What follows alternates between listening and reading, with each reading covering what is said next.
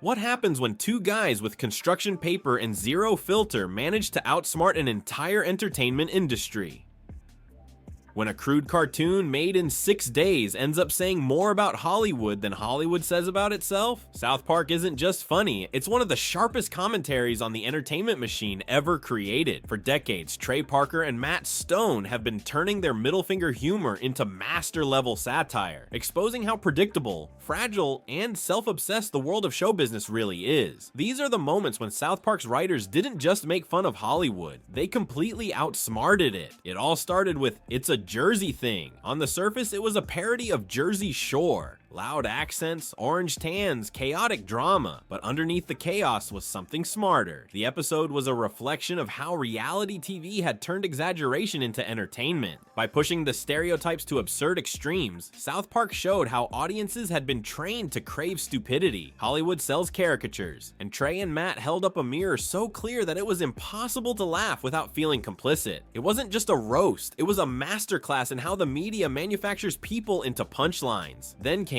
Smug Alert. This one didn't just poke fun at celebrities, it dismantled their self-importance entirely. The episode mocks hybrid car owners and the self-righteous attitude that often comes with doing good. But the real target wasn't the environment, it was virtue signaling. The Hollywood trend of turning morality into branding. The show literally creates a city-destroying cloud of smug made from everyone's inflated egos. It's one of the most brilliant metaphors the series ever pulled off. Trey and Matt didn't need CGI explosions or Oscar speeches. They made their point using farts, irony, and 6-day animation, and it landed harder than any celebrity documentary. And then there's The Passion of the Jew. When The Passion of the Christ took over theaters, critics debated its religious message, but South Park saw the bigger picture, how Hollywood uses controversy as currency. Cartman's absurd obsession with Mel Gibson's film turns into a Nazi-style rally, while Kyle wrestles with genuine guilt and faith. The episode doesn't just mock Gibson, it dissects how outrage sells tickets. Hollywood feeds on shock value, and South Park exposed it in one brutal punchline: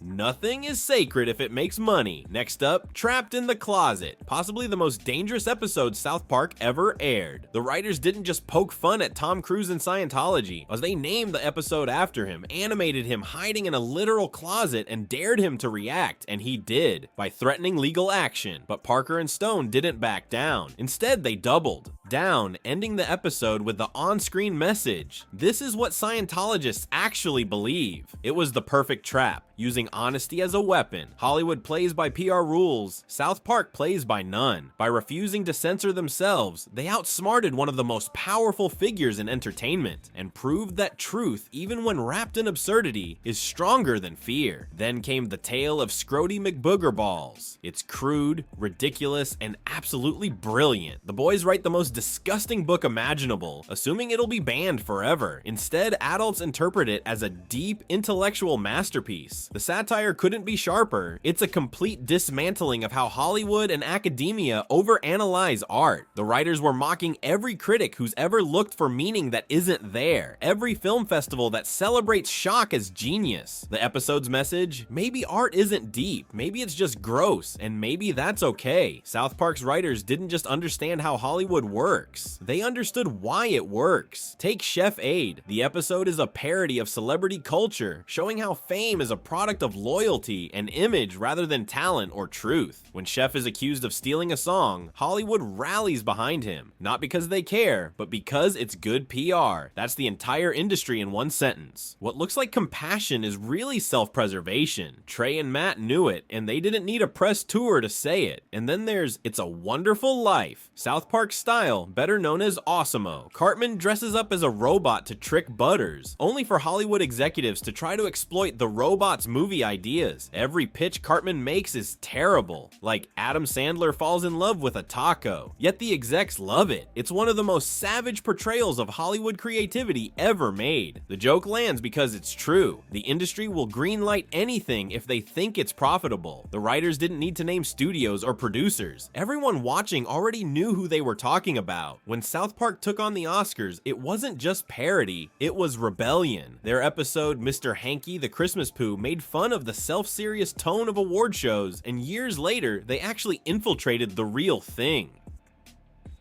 Trey and Matt showed up to the 2000 Academy Awards in women's dresses, high on LSD, just to mock Hollywood's fake glamour.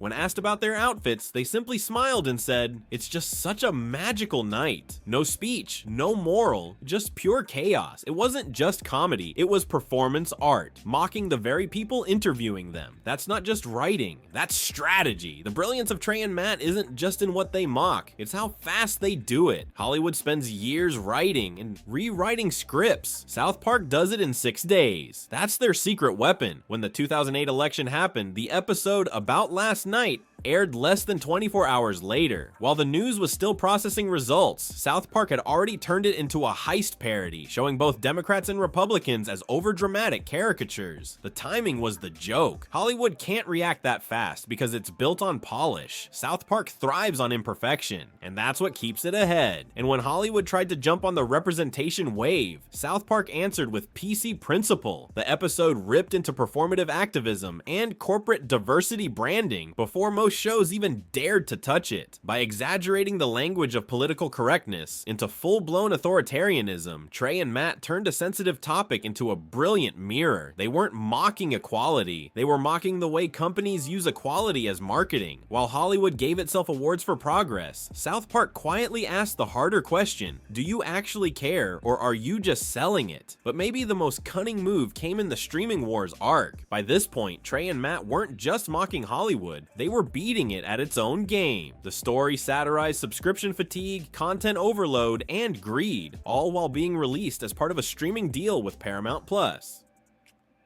It was meta genius, a show mocking the very system funding it. Most creators bend to the machine. South Park built a new one and used it to roast the old one from the inside. Even South Park, bigger, longer, and uncut. Their feature film, was a masterstroke. Hollywood expected a raunchy cartoon. What it got was a full-blown musical satire about censorship, patriotism, and propaganda. Songs like Blame Canada and What Would Brian Boitano Do weren't just funny, they were strategic. The film attacked the MPAA, Hollywood's fear of free speech, and America's obsession with moral panic, and still managed to become a box office hit.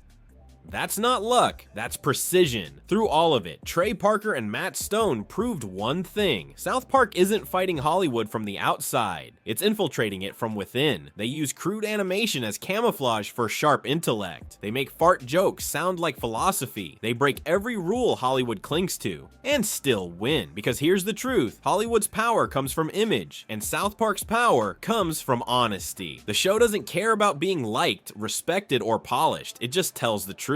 Loudly, offensively, and without apology. That's why it's still standing when so many scripted comedies have vanished. In the end, South Park isn't just outsmarting Hollywood, it's redefining it. It's proof that real intelligence isn't about awards or budgets. It's about saying what no one else will and laughing while you do it. Because sometimes the smartest thing you can do in Hollywood is not play the game at all.